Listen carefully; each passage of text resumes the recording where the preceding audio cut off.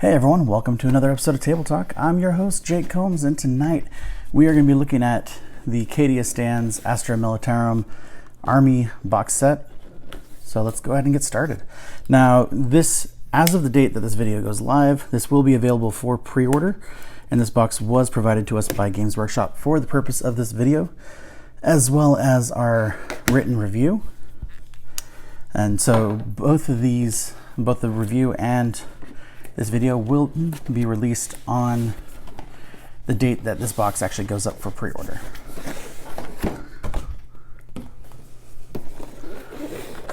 Now, let's see. Oh, I didn't completely break the seal.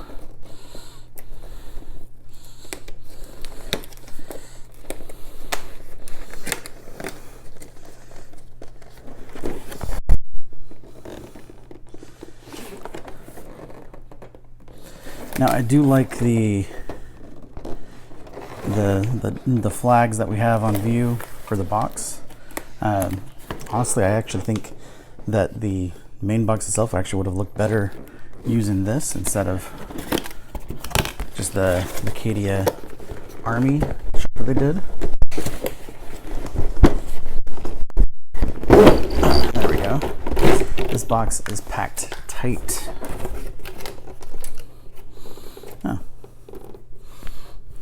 Little insert. All right, so we have, looks like about 6 total sprues in here. So the first 3, these are our actual guardsmen or troopers, and looking at them, I know that pretty much everything in here is actually a new model, with the exception of the Sentinel.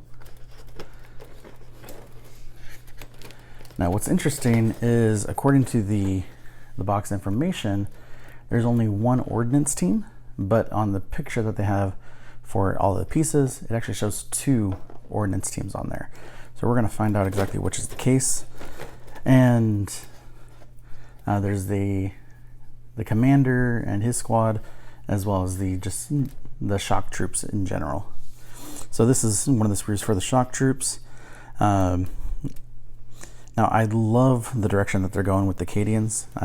They use so much more detail on them than they used to with the older pewter models, and I believe that there's some older plastic models as well. But these ones are all new, again, with the exception of the Sentinel. And I mean, these are looking pretty fantastic. And it looks like, let's see. Yeah, it looks like, yep, that's a duplicate sprue. And then we have this one. This has the flag itself with the double Aquila, as well as some heavier guns. We got a really cool looking plasma rifle, some sort of launcher, it looks like, a flamethrower.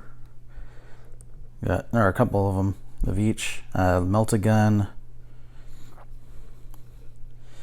Now, what's interesting on here that I didn't notice on the other sprues is these kind of barricade looking things. Be really interested to see exactly what those are used for, because I didn't actually notice those with any of the models before. And at a glance, I don't see them in use on any of the models in the picture either. So these may just be some extra pieces that you can use to further decorate your base. We also got some sandbags as well. So definitely, I like that they added in these extra bits, so that way you can actually do more on your bases. All right, and this one right here, this is for the Sentinel. So again, that's not a new sprue, but it is actually a pretty cool piece of machinery. I like the design of it. It kind of reminds me of like the Star Wars ATSTs, with the exception of the loadouts and the size. I love this giant chainsword that they have, as well as the undermount missile. I mean, a lot of that looks really badass. And it's going to be really hard to pick which of these weapons to actually arm it with. I may have to magnetize, but definitely some cool options there. Now here we have the ordnance team, and looking at it, it would seem that it is 2 full ordnance teams. So we have 2 of this base, which gives you the, or sorry, not base, but sprue or half sprue. That gives you all of the actual weapons for the ordnance team. And then this one is actually the members of that team, their bits for decoration, as well as the kind of undercarriage for those ordnances as well. So even though it's listed as 1 ordnance team, it is 2 full models. So that's really cool. I was really confused by that designation, and I'm really glad that they included both of them in there, because these weapons, these ordnance teams, just look fantastic built. Looking at the detail here, I mean, there's a ton of detail on here on these weapons. I mean, the troopers that are manning the guns as well, I mean, they look fantastic. Just a ton of detail. Really looking forward to actually building these. And then we have our divider. Now, I do like this side. It's kind of cool. It kind of reminds me more of Age of Sigmar with the mounted kind of general or captain, whatever he is, which I've seen the actual model of in the Warhammer community site. But the other side is absolutely badass. I'm guessing that's Sly Marbo himself going against one of the Khorne demons, as well as some other demon as well. But I mean, this absolutely should have been the cover of the box. I mean, that is awesome. I'm hoping that with artwork like this that we start seeing more boxes like this. So maybe like a guardsman versus demon host of some sort. I mean, that would be pretty badass. So set that over there. We have our bases. Now, this is not all of the bases. These are just the standard ones for the units. We've got our mission cards. I love the look of this box. It is awesome. We're going to open that up here in just a sec. And then we have our codex, as well as our assembly guide.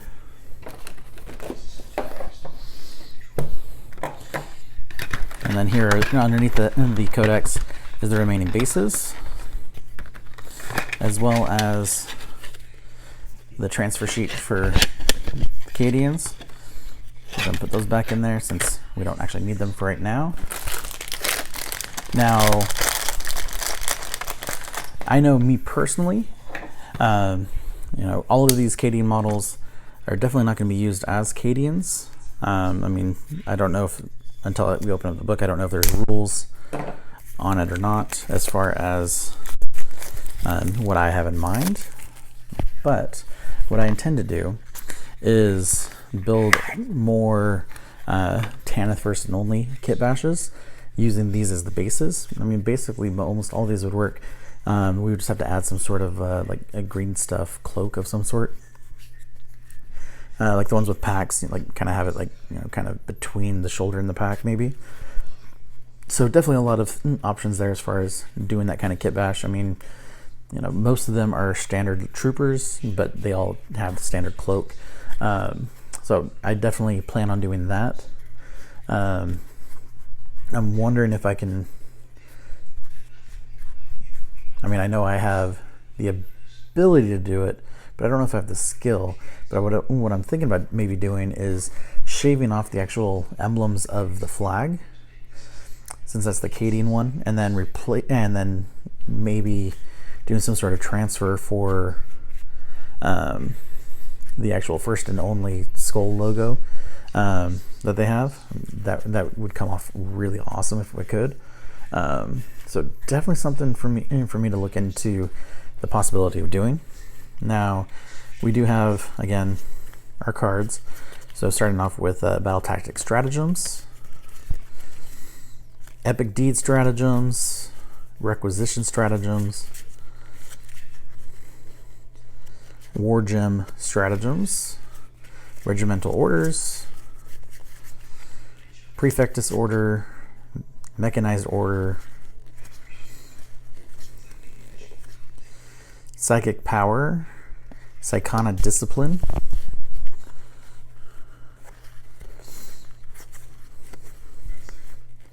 Core Stratagem, and so that covers pretty much everything. And now I know all of these cards, their rules for them are in the book. Now, I mean, the cards look great, by the way, but mostly I love this box. They've definitely gone out of their way to make a really awesome looking box.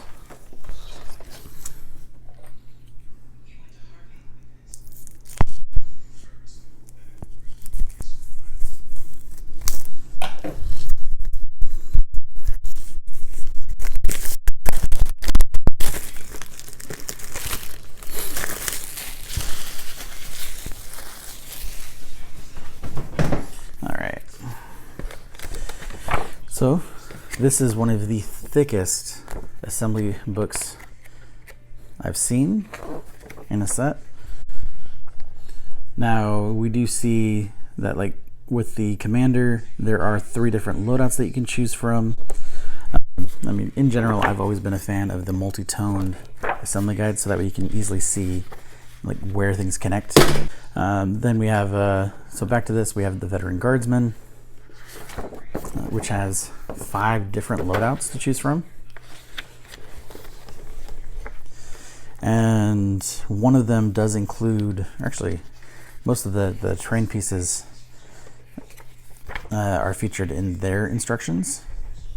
It doesn't label what that one was that kind of looked like the kind of tank blocker things. Wish I could remember what those things were called. So definitely some cool stuff in there.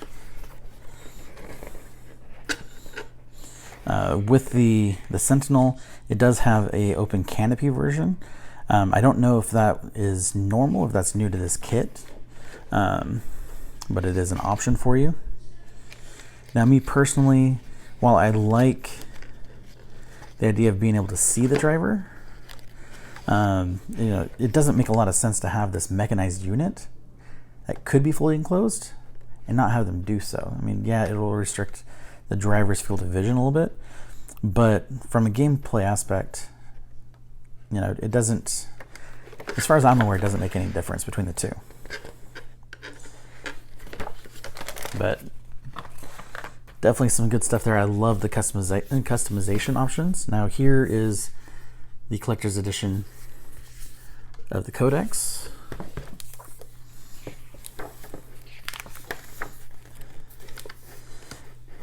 Now, before we go into the Codex, let's go ahead and take a look at those models. All right, so this is the Ordnance Team pieces.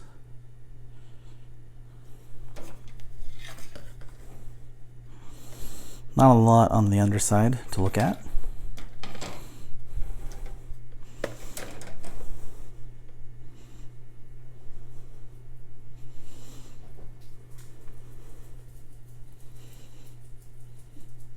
So this is mostly the Commander Squad, or the Command Squad, and those related models that go with that.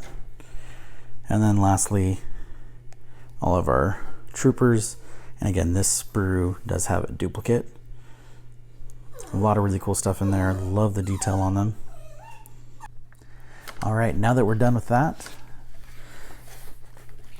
going into the actual the lore in the Codex. And what I'm kind of looking for here as I'm flipping through is just to see if maybe there is anything Tanith related other than the actual Gaunt's Ghost specific models. And as soon as I say that, we come to Warzone Sabbat Worlds, which features Gaunt himself, and then goes into the general information.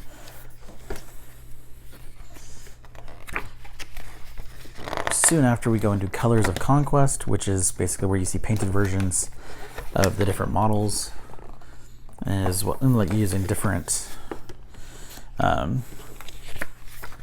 groups, colors, and stuff.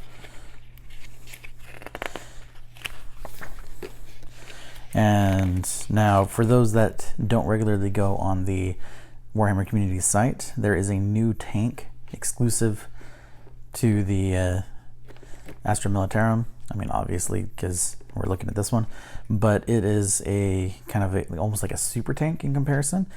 Like, we had the Lehman Russ, we have all those other ones, but this one is the Rogel Dorn battle tank, and so they do have a picture of that here, which means we're going to get a look at the rules for it as well. Right, I assume so anyway. It also includes the Rough Riders that were recently announced on the community site as well.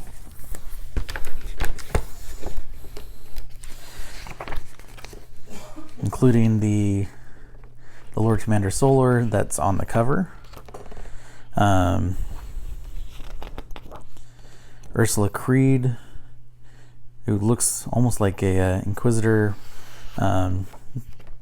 basically a Lord Castellan of Cadia.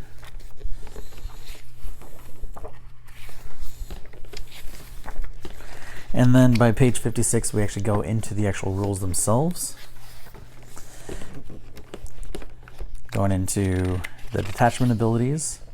So one of the regimental doctrines is Born Soldiers. Models with this doctrine have that keyword. Officers with this doctrine have the following aura ability. Born Soldiers Aura, which is while a friendly platoon unit is within 6 inches of this model, models in that platoon unit can use this officer's leadership characteristic instead of their own. And each time a model with this doctrine makes a ranged attack, an unmodified hit roll of 6 automatically wounds the target. And then we go into the rest of the regimental doctrines, and then go into the stratagems. So we're going to just go over a couple there. Cadia stands. Now, this one can only be used with Cadian infantry, obviously. So with my wanting to make this all a Tanith force, that obviously would not work.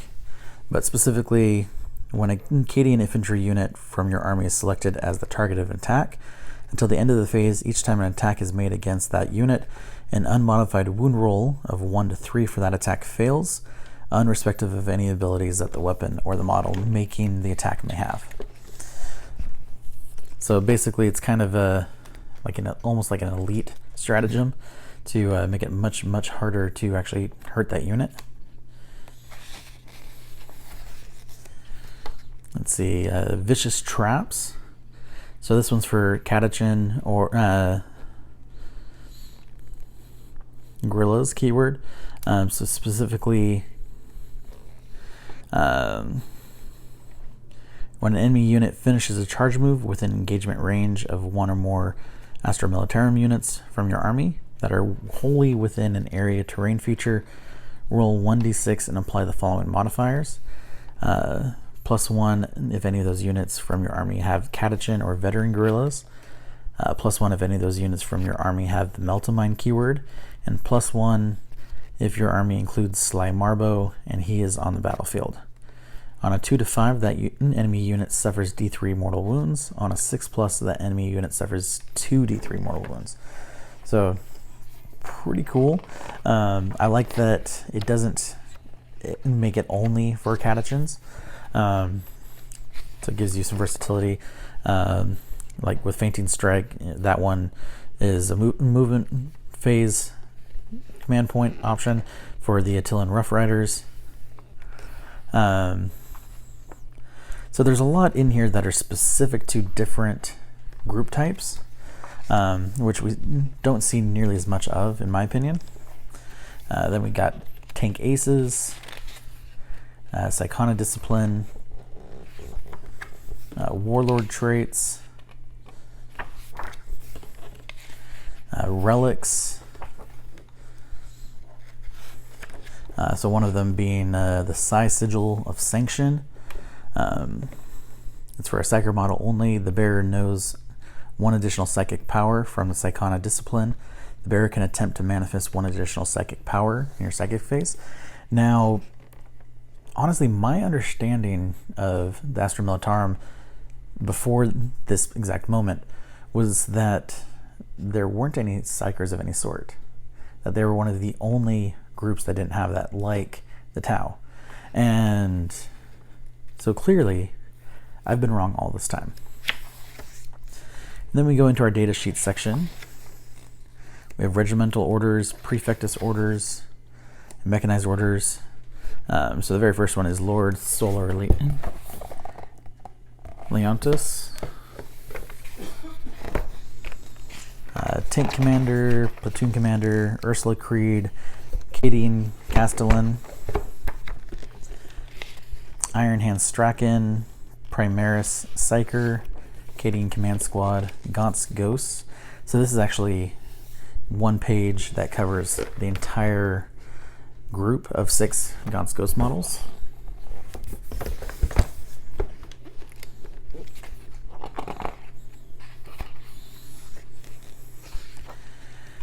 And then we have regimental attaches, bodyguards, infantry squad, the new shock troops, Death Corps of Krieg, Catachan jungle fighters, Sly Marbo himself, Kazarkin, regimental preacher, Sergeant Harker, an engine seer. So I like that we're seeing kind of a mix of like different groups. Like we have the engine seer, which is clearly Adeptus Mechanicus. You know, we have a Primaris Psyker.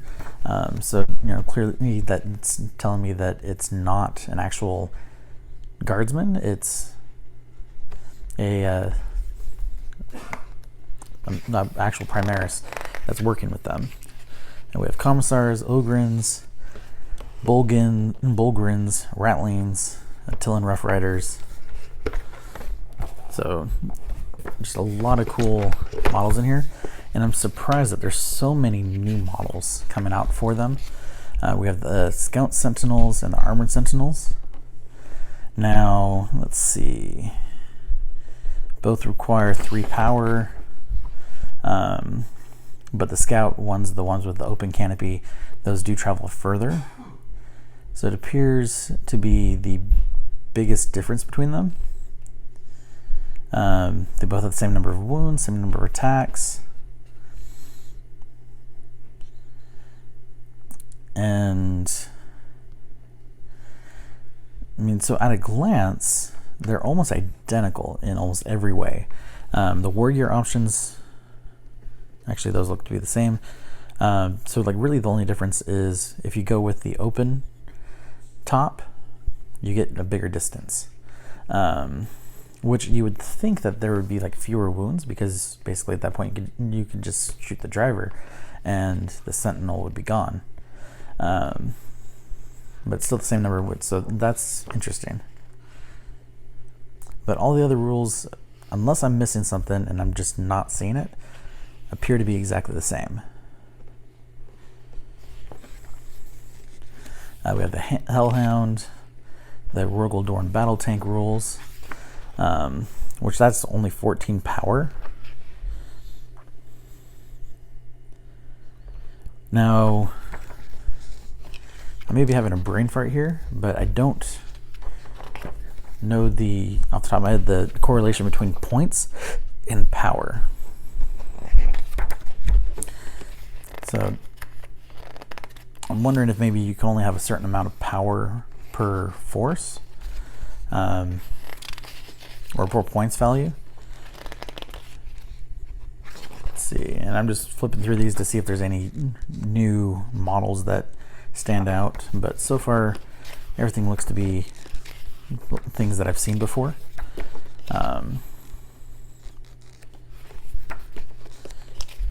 There are just a ton of units in here. Then let's skip ahead to the points values. Okay, so this is where we have the actual points. So I'm not entirely certain what the power is used for. Like I said, I could be just having a total brain fart. But I didn't really see anything listed there that explains it. We have the Crusade rules, specific battle traits, tours of duty.